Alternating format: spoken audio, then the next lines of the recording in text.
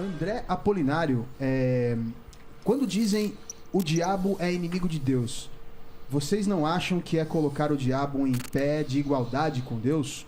Um Deus inexplicavelmente todo-poderoso não tem inimigo. A criação de Deus, sim. A impressão é que Deus precisa se esgotar para vencer o diabo. Boa pergunta. Achei. Boa pergunta, Nossa, né? Excelente pergunta. Qual é o nome dele? André? André Apolinário. Pô, eu gostei também. André, você fez uma pergunta teológica profunda. Que eu vou tomar licença aqui. Eu até tomei a iniciativa. Desculpa, Saião. Tranquilo. Eu vou responder com uma outra pergunta. Se Cristo é Deus e Cristo morreu, como pode um Deus eterno sinceramente morrer? Se Deus é Deus, como é que tem um grande conflito entre o bem e o mal? Eu só tenho uma resposta para te dar, André. Deus vai parecer heresia no primeiro momento, mas ouça até o final, você vai entender. Deus não luta com o diabo, com os poderes de Deus. Porque se Deus lutasse com o diabo como Deus, não teria luta.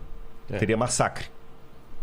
O próprio fato de ter um grande conflito entre o bem e o mal significa que Deus não luta com as armas de Deus. Ele luta com o caráter de Deus.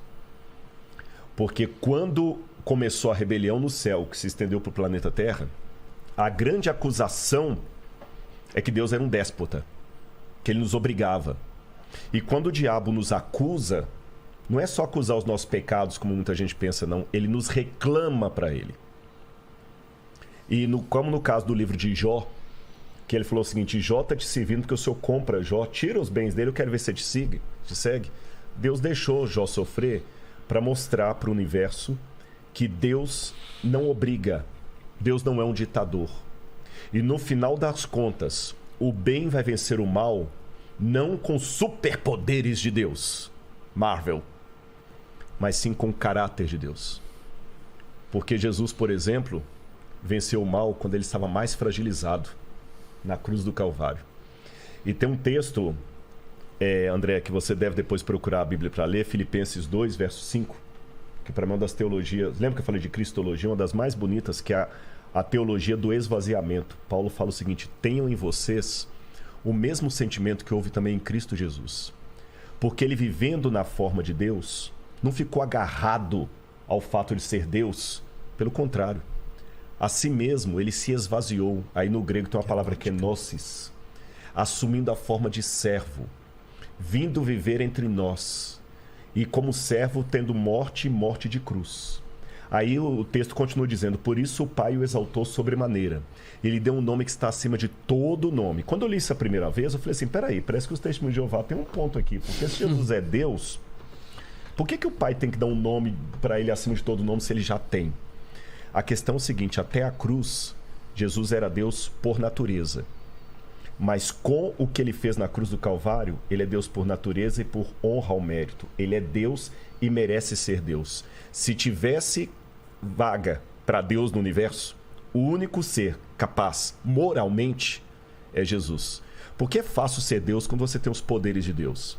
Mas manter a nobridade, o caráter de Deus, quando você está temporariamente destituído daquela glória, é que é a questão. E ele venceu com a fraqueza. Ele venceu com o caráter. Ele não venceu o diabo jogando raiozinho.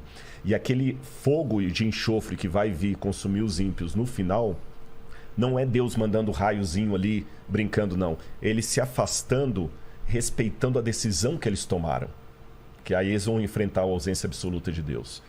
Mas até então, ele vence o mal com o caráter dele. Cristo se esvaziou para estar justamente no nosso nível. Por dois motivos ele se esvaziou, Pedro. Não, André, né, André? Primeiro, para revelar o Pai. Porque Deus é tão grandioso que se Jesus não revelasse, nós nunca íamos conhecer Deus. Lutero dizia que os homens usam uma máscara para se esconder. Deus é o contrário, ele usa uma máscara para se revelar. Porque ele é tão grandioso que o jeito dele se revelar é se ocultando. E o segundo, quando nós estávamos mortos em nossos pecados, ele se fragilizou, tomou a nossa humanidade e com o seu amor e o seu caráter, ele venceu o mal. Essa é a maior prova de que ele é poderoso. Porque poder não é você usar algo que você pode para arrebentar o outro. É você poder fazer isso e não fazer. Acho que um elemento interessante é que a Bíblia, de modo geral, e o Novo Testamento enfatiza Satanás como inimigo do povo de Deus. Inimigo da igreja, mais do que uma referência de inimigo de Deus. Nesse sentido, ele pode ser visto como opositor a Deus, mas não dentro dessa dualidade, como se os dois estivessem num pé de igualdade. Então, aquele que é chamado inimigo das nossas almas tem muito mais a ver com esse conflito contra o povo de Deus, porque Satanás de jeito nenhum é uma espécie de Deus do mal, uma criatura limitada que não tem como passar dos limites que são permitidos por Deus. Quis ser Deus, né? Mas não Pois é, não deu certo.